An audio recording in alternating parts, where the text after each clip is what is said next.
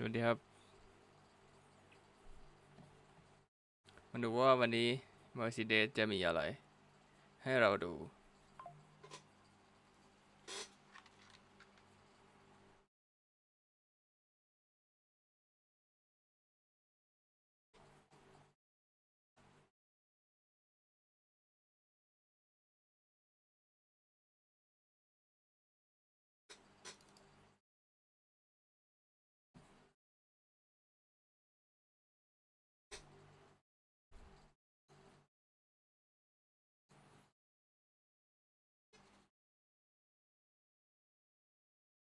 โอเคอีก5 นาที4 นาทีครับ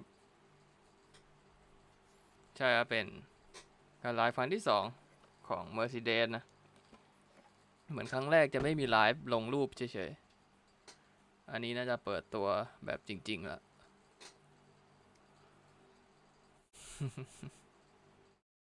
เมื่อดีวะรอดูว่าเขาจะมาทำอะไรกันนะวันนี้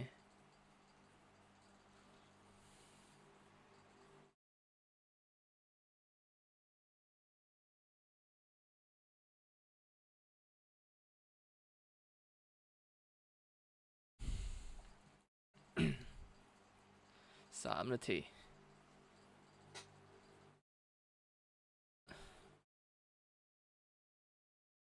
หลังจากเช็คดาวน์ไป Mercedes ดูดีอยู่วิ่งกันไป500 กว่ารอบ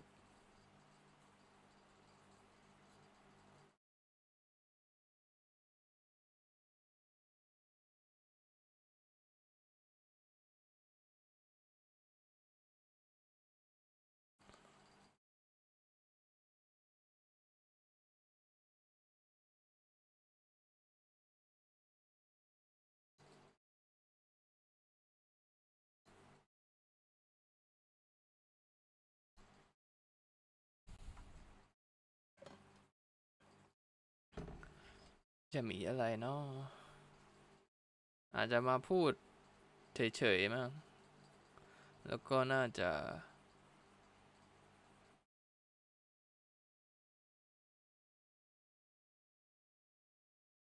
อารมณ์แบบเปิดตัว regulation ใหม่ไม่ใช่ครับไม่ใช่รถรถ Mercedes ครับ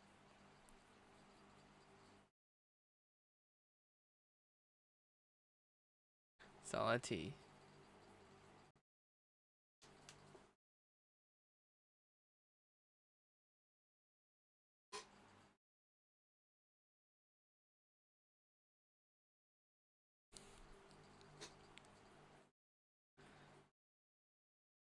หน้าใหม่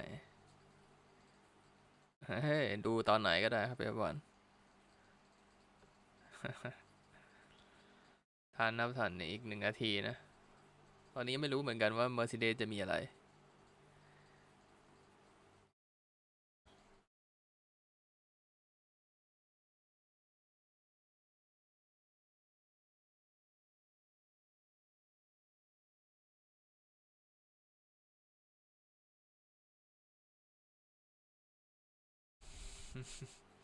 ตื่นเต้นเหรอแต่เราเห็นรูปไปแล้วนะรถอะจะมีอะไรให้ตื่นเต้นอีกรูปเราก็เห็นแล้วรถจริงๆเราก็เห็นแล้วมีอะไรให้ดูอีกสวัสดีครับ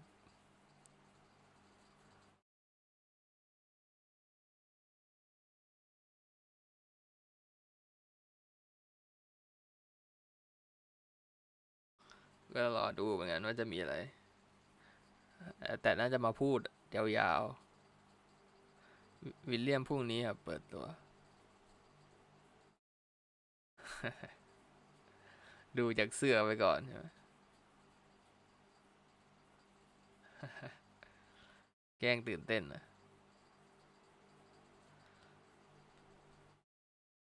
แต่รถไมคลาเรนดูดีเลยนะในมือของแลนโดนะแต่ว่าก้าเหมือนจะยังมีปัญหาจุกจิกเล็กน้อย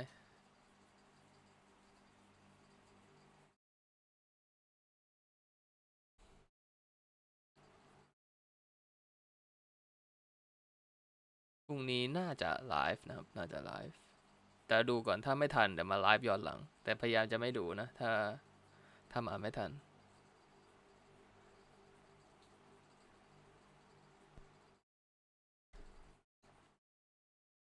Brackley and Brixworth, the hard work continues, preparing for what could be one of the most exciting seasons in recent memory. Today, we will be looking forward to the year ahead, discussing the huge regulation changes and the resulting innovations that the team have made. And most importantly, we will be casting our eye over the new W17. But there is only one place that we could begin, and that is with team principal and CEO Toto Wolff. Toto, it's lovely to see you. A new season, a new set of regulations, and a brand new generation of F1 cars taking to the track. Talk to us about what the energy is like and the feeling within the team ahead of such a seismic shift. Yeah, good morning, first of all. It is super exciting. Looking at the car, you can clearly see the differences.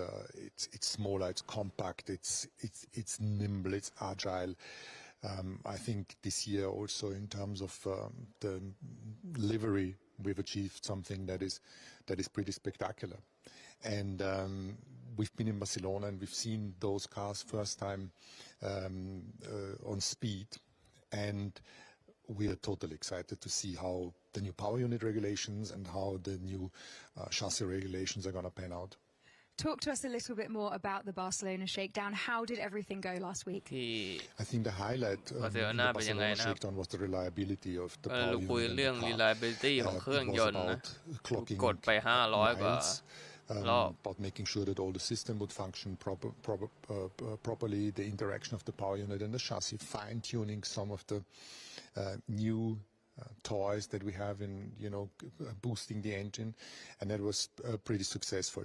Other than that, it's really difficult to interpret times because we haven't seen our competitors really on low fuel runs.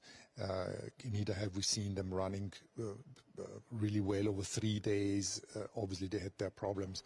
So we really don't have a performance picture contrary to what many people think. Now, Formula One has never been so competitive and so popular. What sort of impact do you see these regulation changes having on the sport?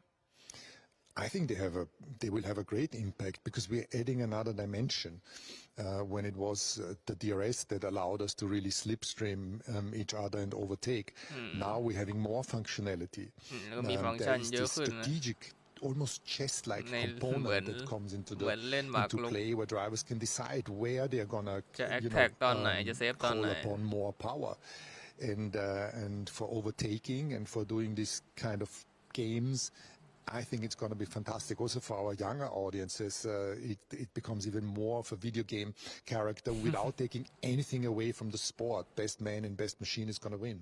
I can't wait until we get into it. I really can't. Machine. Now, the off-season is always a very busy period for the development team. But how much more effort have you seen from everyone, not just over the last few months, but over the last few years as well, in building up to this 2026 season?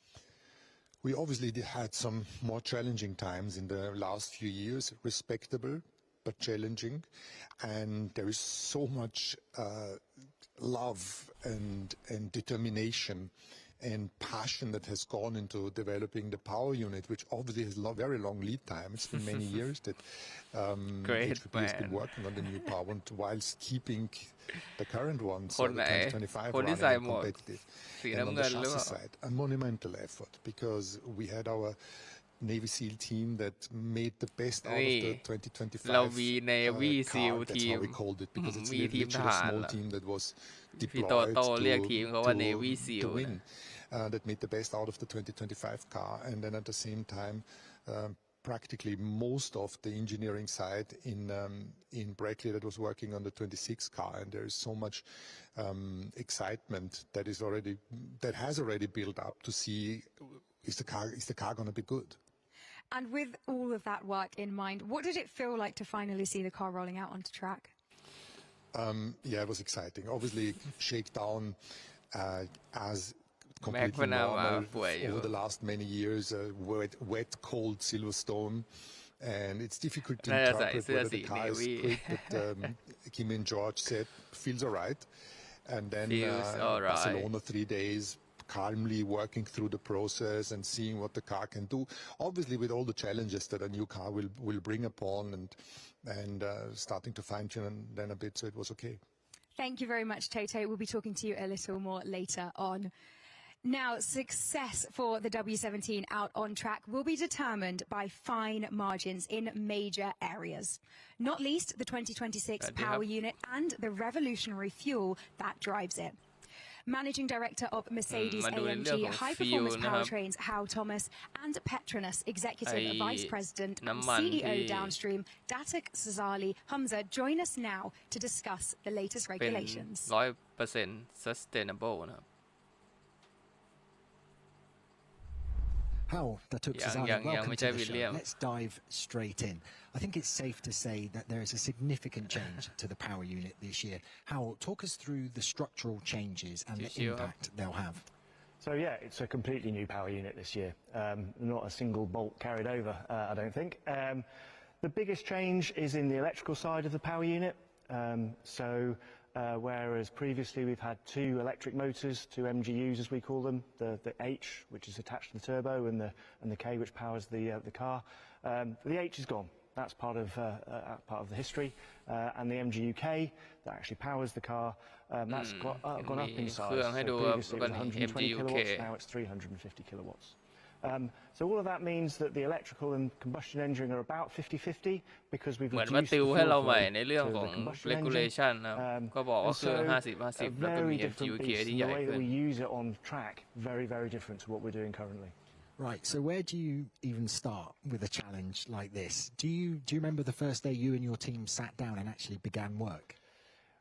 There wasn't really a fire the gun moment of starting because we were working together with the other manufacturers and the FIA to develop the regulations at the start. So there was kind of a lead in before any real sort of firing of a gun. And during that period, we were really just looking at what's the sensitivities. Where do we need the combustion engine? Where do we need the electrical system to be very effective and efficient so that we'd be able to get great lap time? And those are the areas thinking, right, those are the things we've got to nail and those are the things we've got to start with first. Well, along with changes to the PU this year, Formula One has introduced a brand new set of challenges when it comes to the fuel for the cars. Challenges that Petronas has met head on. Datuk Sazali, tell us about the innovations that Petronas is introducing for 2026. Yeah, for 2026, actually Petronas have introduced advanced sustainable fuel. So this is the replacement of the previous fuel that we have, which is based on fossil. And how much time and effort goes into developing this fuel? Yeah, it took about 2 years plus that we have started it อันนี้จะเป็น from scratch. CEO And based on our past experience in developing the ฝ่าย fuel, as you know Petronas that the regulation of fuel standard is keep changing. So from there we เหมือน always ปี have ก่อน to เนี่ยใช้ innovate ไอ้ to really sustainable make the fuel แค่ standard. So 10% นะ similarly, we ปีนี้ apply those 100% experience in this development of advanced sustainable fuel. So let's dig a little bit deeper. What is it actually made of and how is it different from previous fuels? Yeah, this is made up from the renewable feedstock as well as waste material or non-food biomass that we use for the อยู่ feedstock ข้าง of บ้าน this เรา advanced sustainable fuel. And how important a step is it from Formula One to be implementing this new fuel technology? This is a meaningful step for Formula One. Fuel is the heart of the ก็ sport. น้ำมัน It นะคือหัว powers ใจของ every lap F1 and นะ every acceleration. ก็ทุก We are รอบ formulating ทุก sustainable แรป fuel that power ถ้า the ไม่ car มีน้ำมัน without ก็รถ compromising ขยับไม่ได้ performance. ก็เรื่อง And จริง this แหละ is when Petronas experience come in. For decades, Hey, we have been Petronas. developing fuel technology in motorsport ยั as งไม่ well ดู as สรุปภาพ road เลย user through Petronas Premac, developing เดี๋ยวรอ performance, ดูบาเลน responsiveness, as เลย well ที as เดียว efficiency, while meeting the evolution of fuel standard. And of course, Petronas will continue to impact performance in other areas as well. Yes, definitely. And in this, it is important role also that อัน we นี้น่าจะ develop ES นะ our lubricant fluid หรือ from ว่า Petronas energy Syntium, supply as well as on the transmission oil Petronas Tutila, and this is a combined package that we serve for the Formula One engine. How crucial is a strong Yeah. connection between Petronas and Mercedes AMG when it comes to developing the power unit and the fuel for this new era? It's completely essential. there's no way you could develop a combustion engine without knowing a lot about the fuel and how the fuel works, and there's no way you could develop the fuel without knowing what's the appetite of the engine.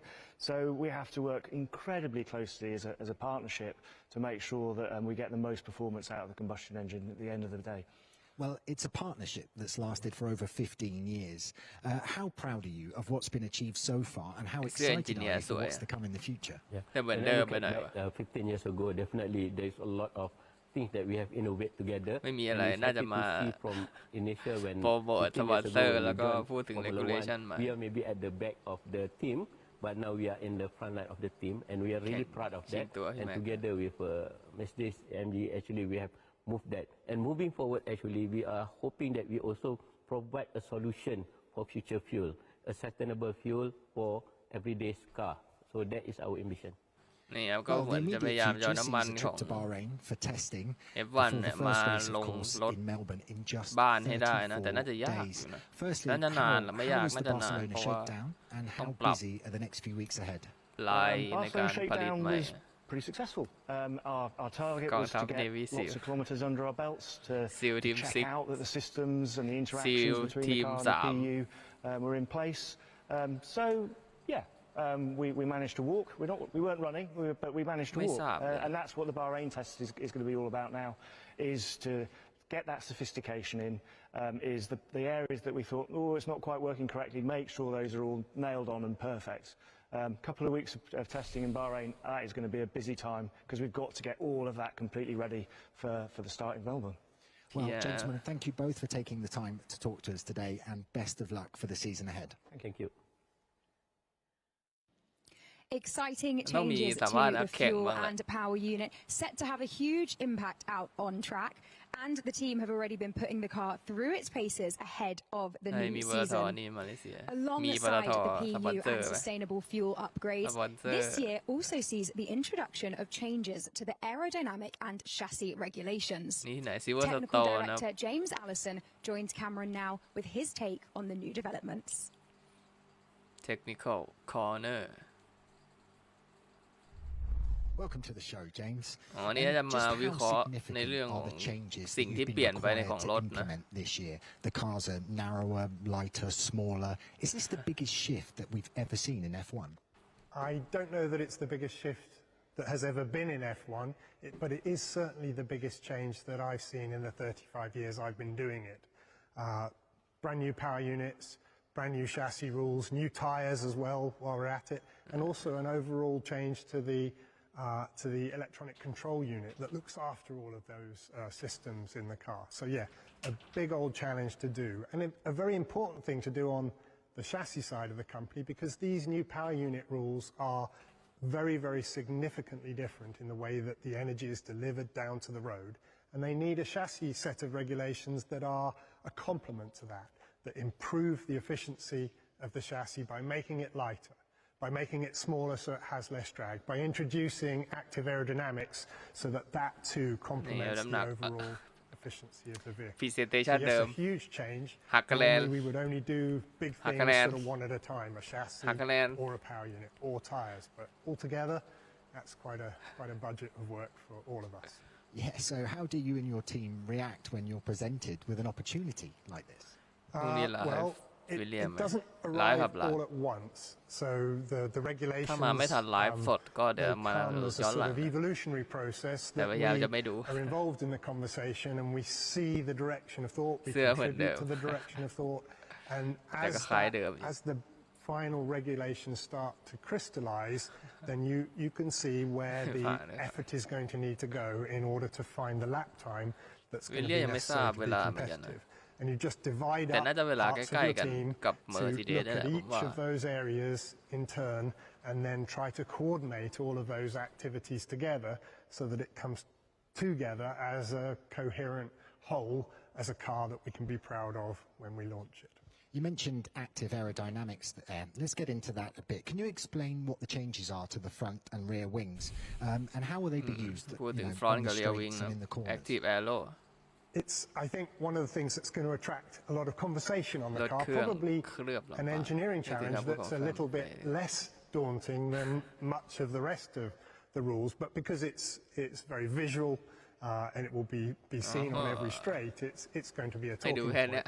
But probably easiest to describe with reference to the previous rules, actually, because the active aero on the rear of the car is not so different to DRS in terms of the way in which it works. It tips up a flap at the rear, that causes a lot of the lift to disappear off the wing, which then means it sheds a load of drag, which means you can go down the straights quicker.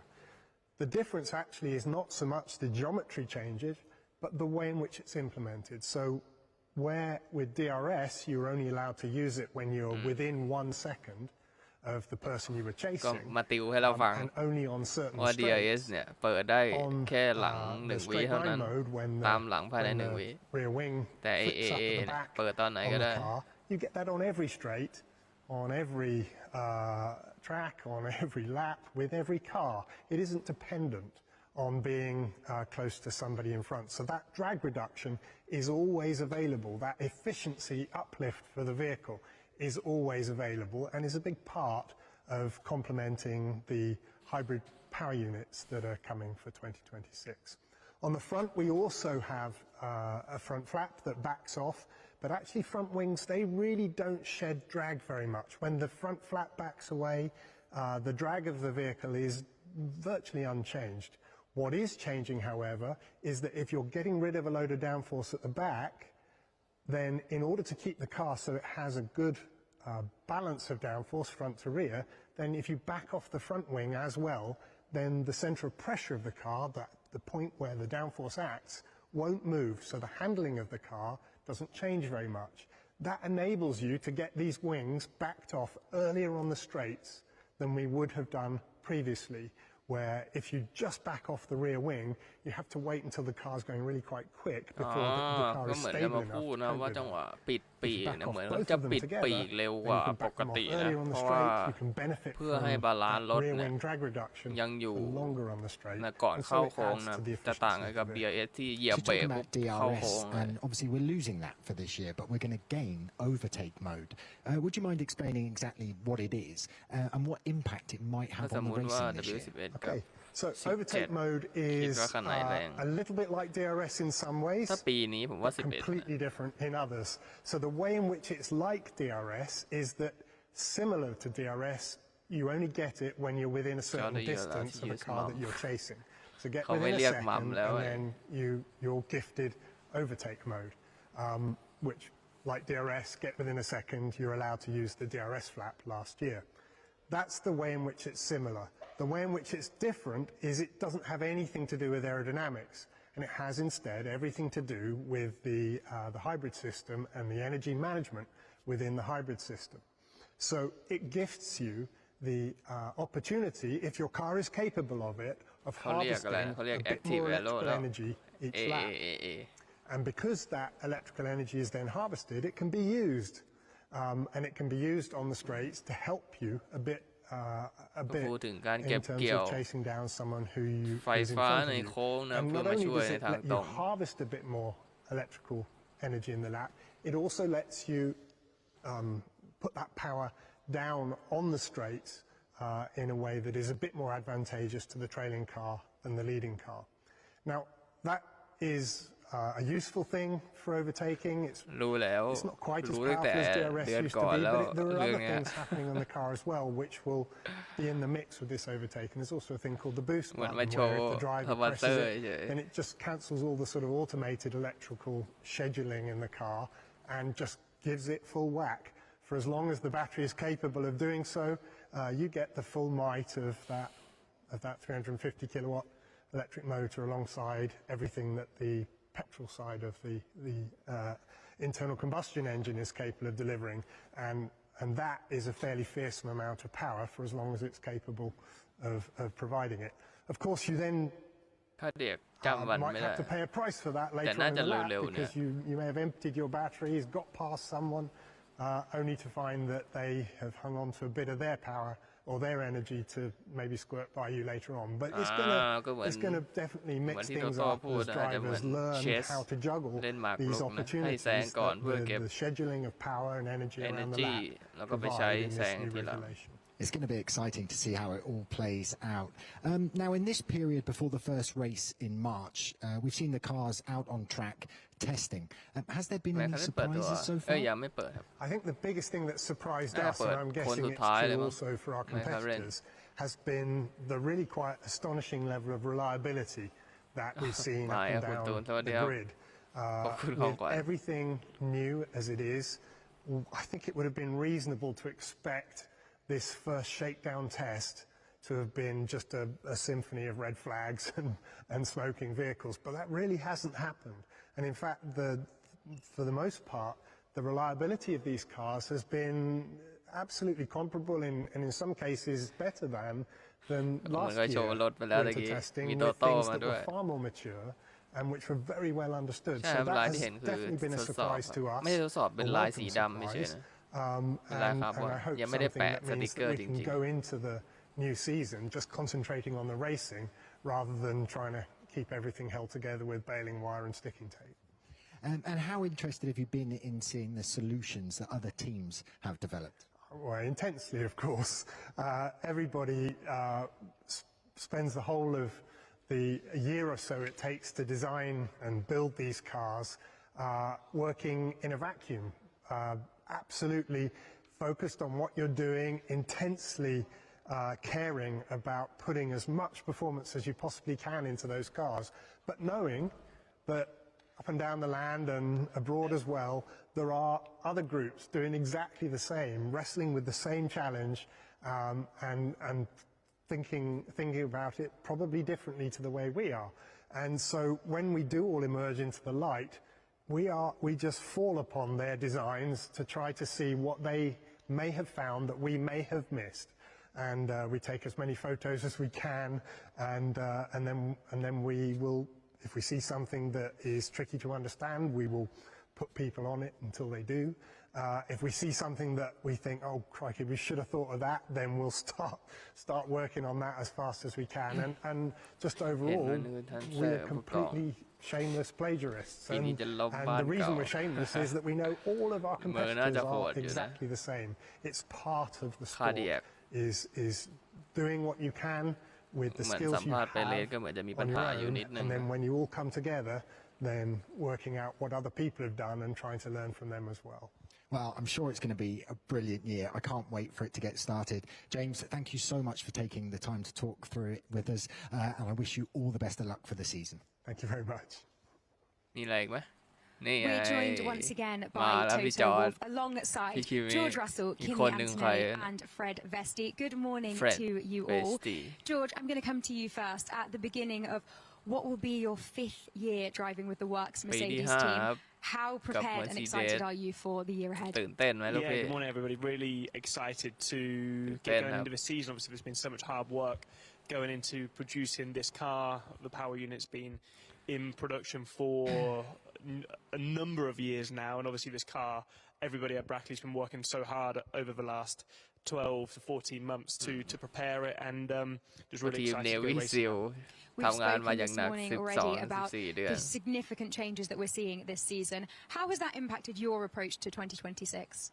I think you need to go with an open mind because we've been driving on the simulator, but until you drive the car properly at different circuits, understanding what the challenges are, understanding the new power unit with the overtake mode, the boost button. We obviously got an opportunity in Silverstone and Barcelona to drive the car. And the new power unit, I think for all of the teams, are just so fast.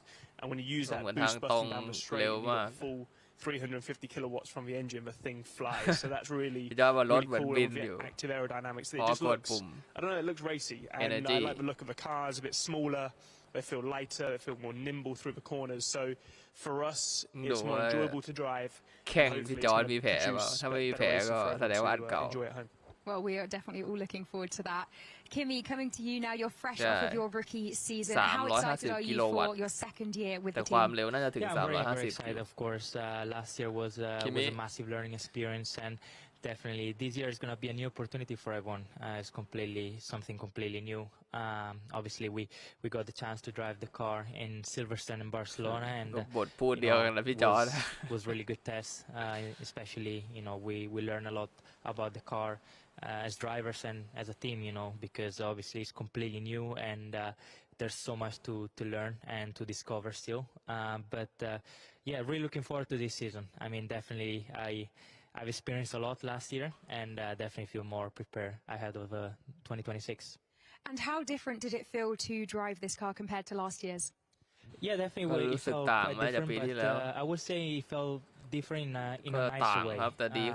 Obviously, George explained a lot. The car, it does feel quite a bit lighter, a bit more agile, and it's shorter as well. And definitely it's good fun. And the power unit is, especially when you get the 350 kilowatts, it gives you, good kick, good kick. So it feels quick. I mean, I'm not gonna lie. The first lap, I went full throttle. I kind of, it didn't scare, but it was like, wow, it feels fast, especially also with the active aero. Obviously we got the front wing as well this year, which is not as good as the rear wing, but you do feel it a bit. And but I have to be honest, it's been a lot of fun to drive, and really cannot wait to hit the track back in Bahrain. Gosh, I love that. Fred, coming to you now. We're delighted this morning to confirm the news that you're stepping up to the third driver role. How excited are you for that, and what is that going to involve? Well, I'm extremely excited to be joining the team, George and Kimi trackside more often this year as third driver. That's going to be very cool for me. I've worked with this team for 5 years now, so to step up even closer to my dream of racing in Formula One, that's a huge privilege. And obviously I've been working so hard on this car, W17, with everyone in Brackley. So to get to see it around the world with F1 is going to be very special. You have put in potentially more laps than anyone else on the W17 behind the scenes in the simulator. What has it been like seeing the development of it and now seeing it out on track? Well, first of all, it's been awesome to see how motivated everyone has been on this W17, including myself. We've put in thousands of hours in the simulator, testing everything and finding new things. So yeah, it's been very cool, and to see it run out in Barcelona and run well was very, very cool to see. And hopefully I get to drive it sometime. Absolutely. Toto, coming to you now. Quite the driver lineup that we have alongside us here. What's your assessment of these three drivers? What do they each bring to the team that's unique? Well, I start with Fred. I think Fred deserves the third driver role.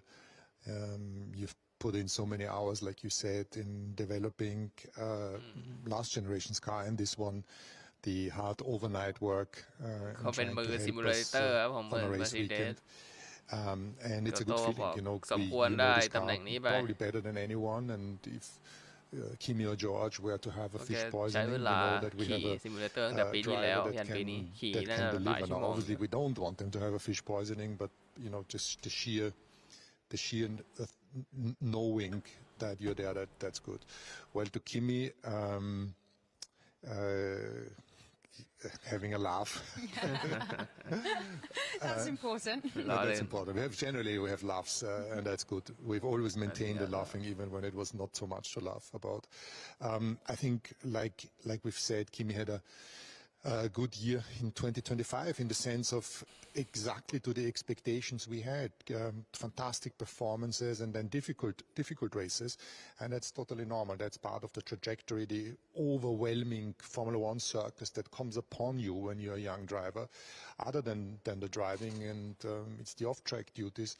And that is something that I'm really happy that Kimi went through this last year, and a fresh start now, having been at all the circuits, having seen the craziness and the demands of this Formula One world. It's going to make it much easier for him, but be no doubt, because there is another gentleman there on the right that pushes the pedal very, very hard and very strong, and is the absolute benchmark. We also last year, when it was difficult, George just kept it on this high level. You always knew what the car is capable of doing when George was driving it, and that's a really good feeling to have someone that is so young but still having the seniority, but already having the seniority in the team. So you're not getting lost on setup work or not getting confused by performances over the weekend, because that's, you will always know that that's where the car is. So a very exciting lineup for all of us. A very strong trio indeed. And Toto, a final word from you as we look ahead to Bahrain and then of course to Melbourne. ขอสักคำหนึ่งก่อนไปบาห์เรน It's relentless. We haven't stopped. Obviously in the factories the work has been going on non-stop. And the drivers were in the simulator a lot over the winter also, so it was the shortest break we've ever had. And between shakedown 3 days in Barcelona and then heading off to Bahrain literally next week and the week after, it just doesn't stop. And but we're very excited to see where the performance of the car lies. I don't think we have seen the true potential of anybody else, like I said before. So it's always nice to know that it's probably not a third, the car, but something that will be fast and exciting to drive. Whether it's good enough to win races or championship is on a different sheet of paper, but we can't wait for qualifying in Melbourne to start to have this first kind of วัดกันใน qualify ที่เมลเบิร์น Nor can we, Toto, nor can we. Toto, George, Kimi and Fred, thank you very much for joining us and good luck for the season ahead. Thank you. Well, that is just about all we have time for.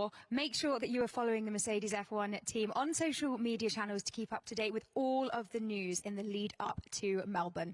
But for now, roll on 2026. โอเคมีแค่นี้เลยครับ Thank you for watching ไม่ได้มีอะไรเยอะก็ประมาณนี้แล้วกัน ตอนแรกก็นึกว่าจะมาทำอะไรอีกก็มาเหมือนพูดสวยๆก่อนเริ่มซีซั่นใหม่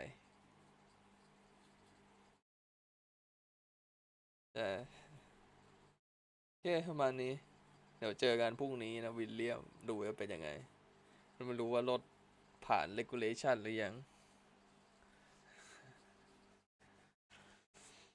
แค่ประมาณนี้ทุกคนไปแหละพรุ่งนี้กี่โมงยังไม่ทราบเหมือนกันเลยแต่แบบมาแน่แหละแต่กี่โมงเดี๋ยวว่ากันอีกทีนึงโอเคเจอกันครับทุกคนขอบคุณมากที่เข้ามาดูใกล้เปิดซีซั่นละใกล้ได้ลุยกันอีกแล้วครับบ๊ายบายเจอกันทุกคนขอบคุณครับ